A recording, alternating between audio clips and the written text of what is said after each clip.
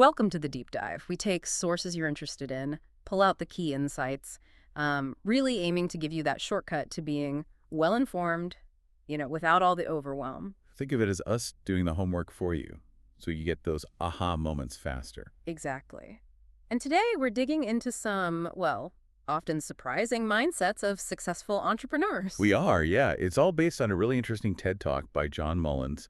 The source is on YouTube. It's called 6 Tips on Being a Successful Entrepreneur, John Mullins TED. Perfect. So for you, our learner, this is all about quickly grasping some different ways of thinking, entrepreneurial thinking, really. And seeing how it might apply, even if you're not, starting a business yourself. These are perspectives that can be useful in lots of situations. Right. Mullins lays out 6 mindsets that often push against traditional business thinking. He sees them as tools, really. Tools to tackle challenges, maybe even, as he says, change the world. Mm-hmm. Should we jump into the first one? Let's do it. Mindset number 1. Yes, we can. Now, this one immediately felt different, different from the usual advice. It really is counter-conventional, isn't it? Because, like Mullins points out, business schools, big companies, they often teach you to stick to your knitting, focus on core competencies. Right, stay in your lane. Exactly. And saying yes to something outside that, that's often a no. There's this fear, maybe, or just inertia in big organizations. He talks about Linda Weinman, lynda.com. That started so small, didn't it? Almost accidentally, yeah. Yeah. She was a graphic design teacher, needed a place online, like a sandbox for digital tools, Photoshop, Illustrator, and to show her students work. Not some grand plan for $1 billion company. Not at all. It was a personal need. Then later, like 2002, she saw this bigger opportunity, pivoted to online teaching. And eventually sold to LinkedIn for, what, $1.5 billion? Became LinkedIn Learning? That's it. So it evolved. She said yes to that evolution rather than just sticking rigidly to the original idea. Incredible example. Okay, then there's Arnold Correa in Brazil, Atmo Digital. Yeah, another great illustration. He was in event management, already reinvented his business a couple of times. Then a client asked for something totally new. Real-time training broadcasts to 260 stores. Yeah. Using satellites. Right. And he had zero experience with satellite tech or working outside Sao Paulo, really. But his answer? Yes, we can. He just figured it out. Yeah. Driven by the customer need. And then Walmart comes along. Asking to use those same screens for in-store ads. Another yes. Yep. Another pivot, another reinvention.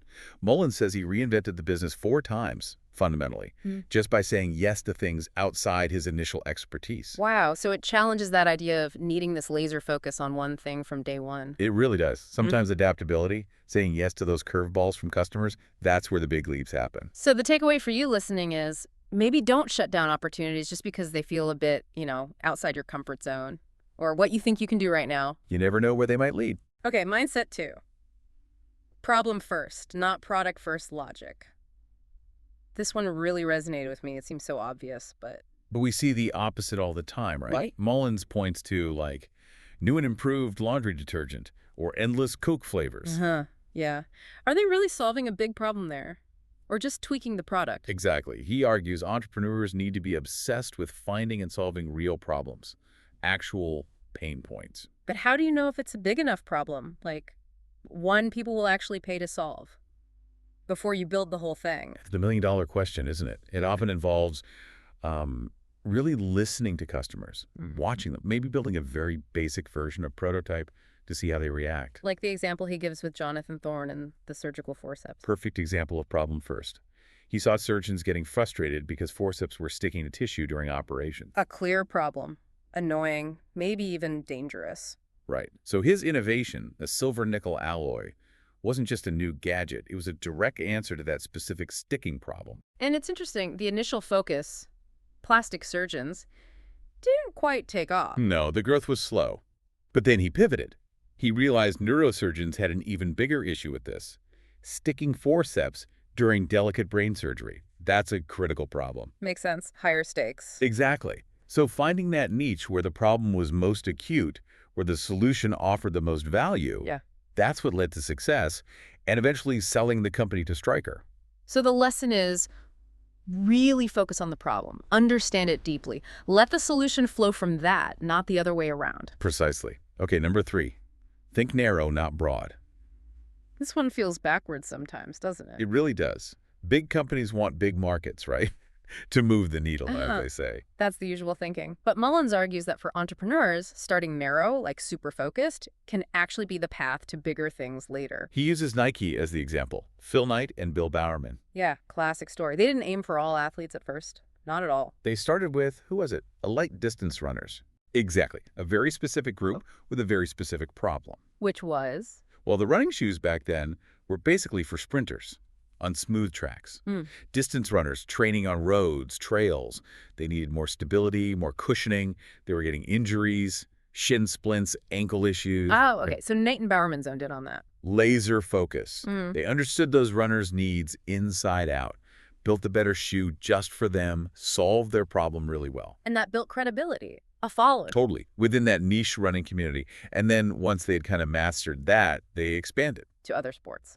Tennis, John McEnroe. Basketball, Michael Jordan. Right. But the foundation was built on serving that narrow market incredibly well first. It's depth before breadth. So for you listening, maybe don't feel pressured to appeal to everyone right away. Mastering a niche first can be a really powerful strategy. Definitely. Okay, moving on to number 4. This is about the money. Asking for the cash and riding the float. Yeah, this highlights a huge difference between startups and big corporations, doesn't it? Absolutely. Mullins notes, big companies are often awash in cash. He even mentions Merck spending more on stock buybacks than R&D at one point. Right. Different priorities maybe, but for a new venture, cash is everything. It's the lifeblood, the fuel. And the Elon Musk Tesla example here is just perfect. The initial plan for the Roadster, the sports car. Yeah, that first stage. But how did they fund it? Musk didn't wait to build the cars and then sell them. No, he pre-sold them, right. Got people to pay up front. Exactly. They sold 100 Roadsters. $100,000 each, cash up front.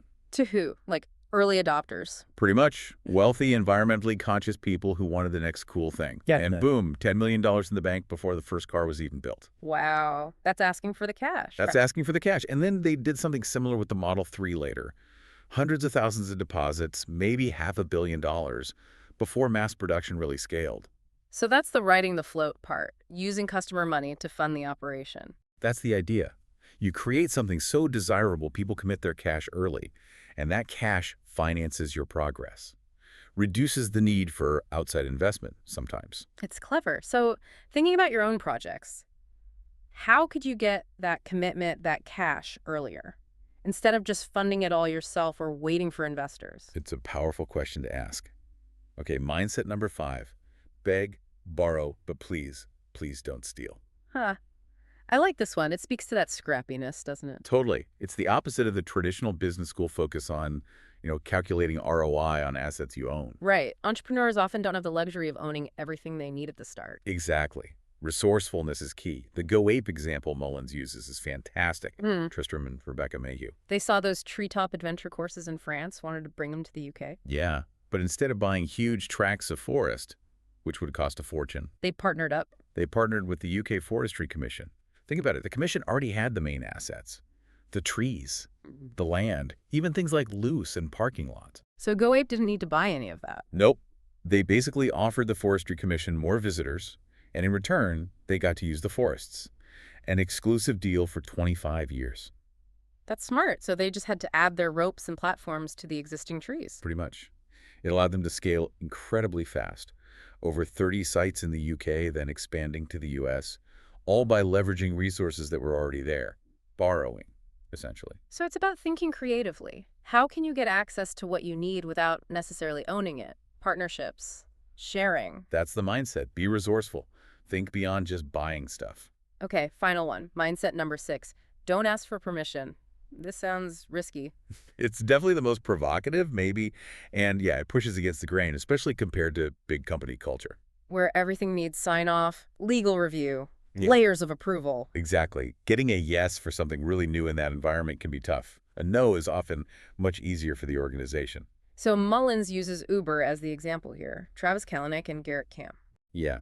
He poses the question, what if they'd gone to the San Francisco regulators first and said, hey, we want to start a taxi company, but with no taxis? They probably would have been laughed out of the room or just told no. Almost certainly no, because it threatened the existing regulated taxi industry. So the idea is sometimes you just have to start, especially when the rules haven't caught up. That's the principle Mullins is getting at. Just get on with it, especially if regulations are unclear or designed for an older model.